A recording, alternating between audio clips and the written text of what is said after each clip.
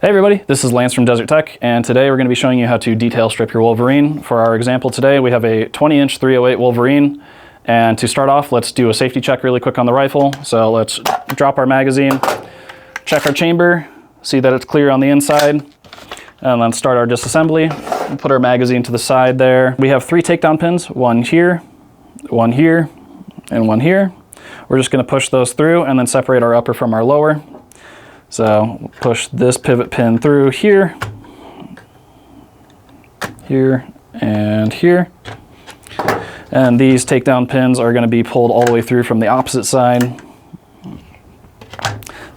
And once those are apart, I will separate the upper from the lower receiver.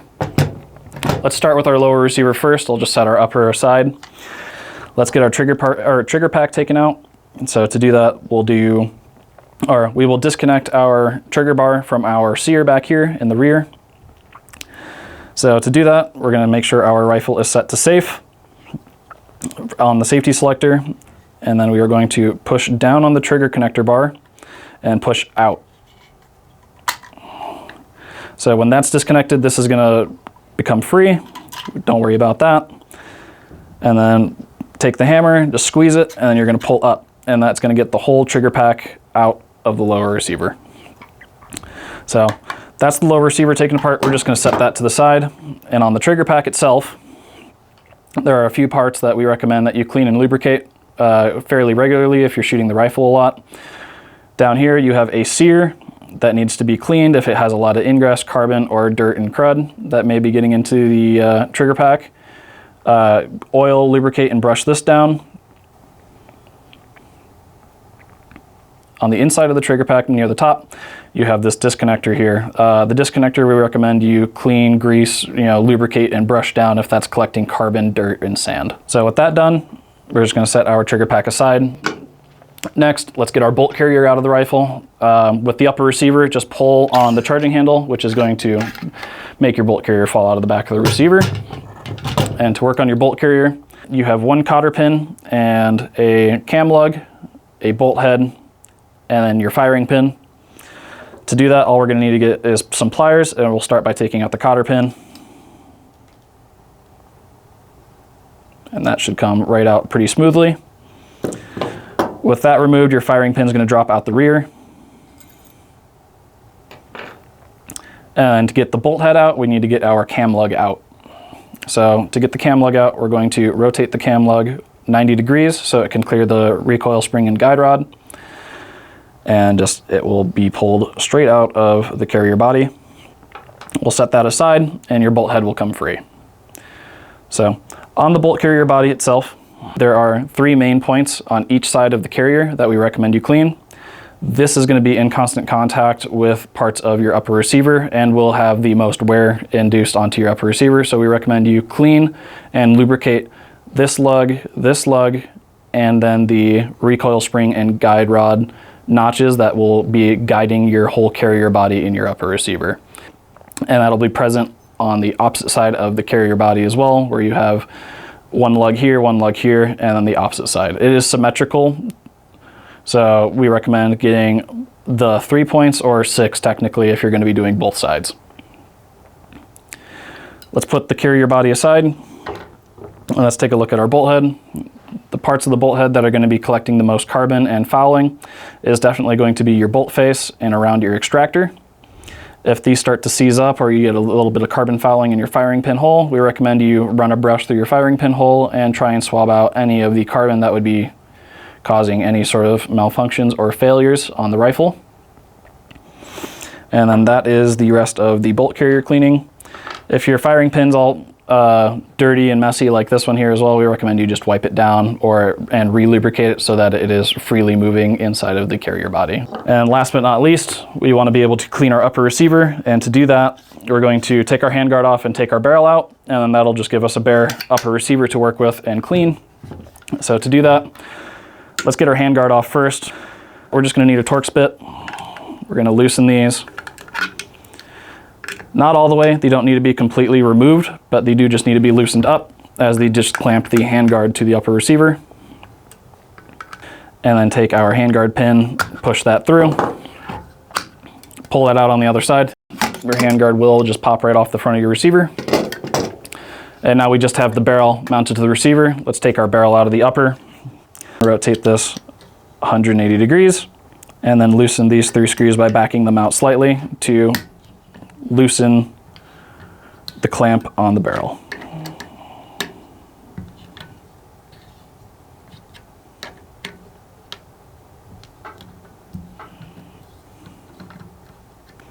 And your barrel will pop right out the front. So on your barrel, you have access directly to your barrel extension. If this is really, really fouled up, you can now just take whatever cleaner, maybe even a brush, some gun oil, get that in the receiver and some solvents to clean out whatever carbon locking you may have that may be impeding any sort of function of the rifle. You have access to your gas block and your piston here as well. You can clean it. We do not recommend you take the piston out of the rifle. If it is carbon locked, we recommend you bring it to our warranty department and we can have that deep cleaned for you. And then from the front of the rifle, you can always run a cleaner or a bore snake down the length of the barrel. So with that aside, so the upper receiver, there's a few points that need to be cleaned and lubricated. First, let's start off with those guiding tracks I was mentioning earlier about the bolt carrier. You have the guiding tracks that hold the guide rod and spring for your bolt carrier in line with the action of the rifle. And then these 2 guiding tracks here that the bolt carrier rides within as well. So these are the parts that are constantly in contact with your bolt carrier. We recommend that if you are using the rifle heavily, that you clean and lubricate these constantly to ensure that the rifle is going to maintain regular function. And you can see those running along the inside of the entire upper receiver. So get some oil, get a brush, clean out that. You can see that we've already oiled and cleaned this up a lot. It's quite filthy. And then up on the front, by where your barrel clamps in as well, there's a track that has your charging handles. We'll push our charging handles out of the way.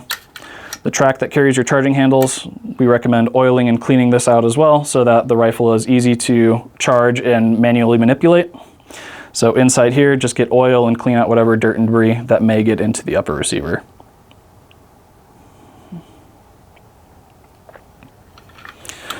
And that would be it for the upper receiver. Let's set that aside and we'll go over our lower. For the lower receiver, the only things that we recommend you maintain and keep lubricated as well is if it gets really, really dry, or if the front of your controls that connect back to the rear of the rifle start getting fouled, carbon, whether it's carbon from shooting, dirt, sand, we recommend you take a brush to some of the surfaces in here and try and clean out as much of whatever fouling or foreign debris that may get up here. This would get in the way of your trigger and your magazine release. You shouldn't, the rifle seals up pretty well. You shouldn't expect to see a lot of it, but in any extreme case that you do get dirt and debris up into the front of the your lower receiver here, you can get in here with some oil and a brush and clean it off. We do not recommend removing any of the parts any further than what we show here. If you do have major or critical issues with your lower, we recommend sending it into our warranty department. On the rear of the rifle, you have your spring that connects your magazine release here, and then the connector bar on the left side. And then also your trigger bar, or your trigger connector that runs back to your trigger pack. So those do not need lubrication. Your trigger pack is the main thing that we went over earlier that is going to need its lubrication and cleaning on your disc connector and the sear surface down here on the bottom of the trigger pack. So that is the rifle fully detail stripped. Let's go ahead and start reassembling this rifle in reverse order. So we'll set our lower aside really quick and let's go back to our upper. To reassemble our upper, let's go ahead by starting to get our barrel inside.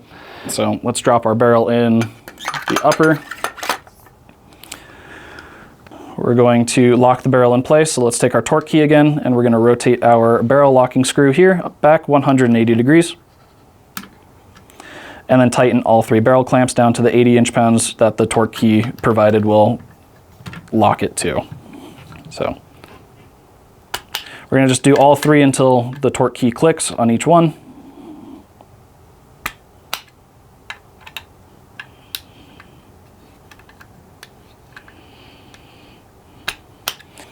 Okay, let's reattach our handguard. We're going going to put our pin in so that it's retained, and then clamp it down the rest of the way by using the 2 screws on each side. And we're going to just use our Torx bit that holds that in.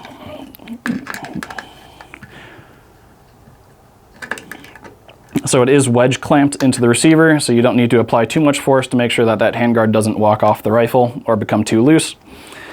And that is the upper receiver reassembled. We'll just put that down for a bit there. Let's do our bolt carrier. So to do our bolt carrier, we're going to take our bolt head. To reassemble it by just dropping your bolt head back into the front of the carrier body. And make sure your extractor is on the side of the rifle that you want it ejecting from. This extractor is set up on the right side for a right-hand eject. The easiest way to tell what your extractor is it's the claw on one of the sides of the bolt carrier. So this is on the right side. Let's go ahead and get our cam lug. Cam lug is going to drop back into the hole here on the carrier body and the bolt head. And once that's in, we're going to rotate it 90 degrees. And then last but not least, let's take our firing pin, and it's just going to drop back into the hole of the carrier body from the rear. Once that's reassembled, we just need to get our cotter pin, and you can push that through to contain your whole bolt carrier group again. So let's reinsert our bolt carrier back into our upper receiver. So inside the upper receiver, you have those guiding tracks here that are going to interface with the carrier spring and guide rod. That notch is going to go into the guiding tracks here, and that should slide right in quite easily. Make sure your bolt head's fully extended or it will not go all the way back in. And once that's in, just push against some of the resistance you're going to get, and your bolt carrier is now back part of your upper receiver. And that is your upper receiver completed, put back together. And then last but not least, we're going to do the same thing with our lower receiver once your trigger pack is cleaned. So with the lower receiver, we're going to take that trigger connector that we removed earlier, push that up and out of the way. We will get our trigger pack. And on the inside of the trigger pack housing here for the lower receiver, you can see 4 guiding channels here that the guiding channels on the outside of the trigger housing are going to slide right into. So you can see these 2 bars on the outside of the trigger housing.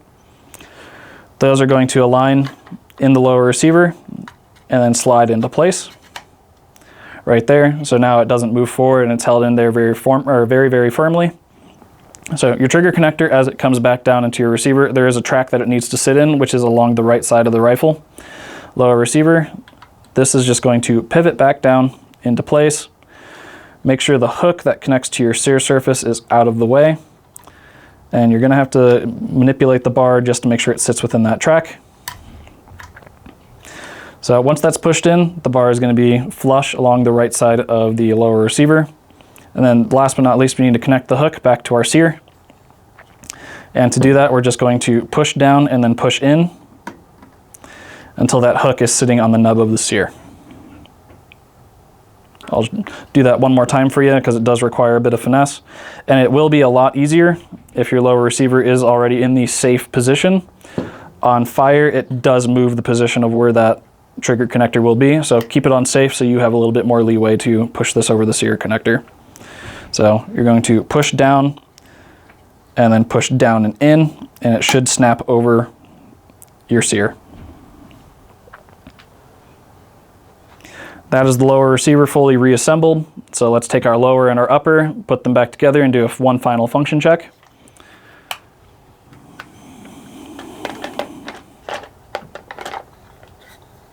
We'll do our front pin, middle pin, and last but not least, our rear pin.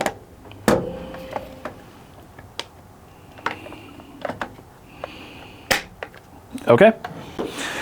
And last but not least, let's insert our mag and do a quick function check.